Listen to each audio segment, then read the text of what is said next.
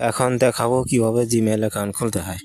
আরে ভাই জিমেল অ্যাপে ঢুকে ওই প্রোফাইল আইকনে ক্লিক করবা, তারপরে অ্যাড অ্যানাদার অ্যাকাউন্টে ক্লিক করবেন, তারপরে গুলগুলি এখন পাসওয়ার্ড দিতে হবে, ফিঙ্গার বা লক স্ক্রিন চেক হচ্ছে।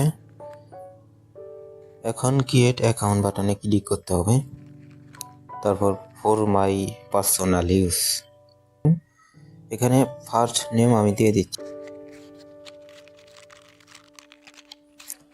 তারপর নেক্সট বাটনে ক্লিক করতে হবে।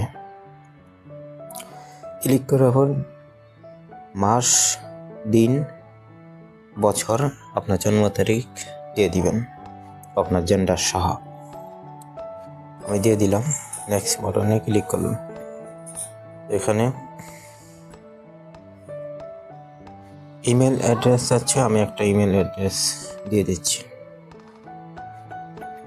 দেওয়ার পর নেক্সট বাটনে ক্লিক করব, তারপর পাসওয়ার্ড দিতে হবে একটা স্ট্রং, আমি পাসওয়ার্ড দিয়ে দিচ্ছি।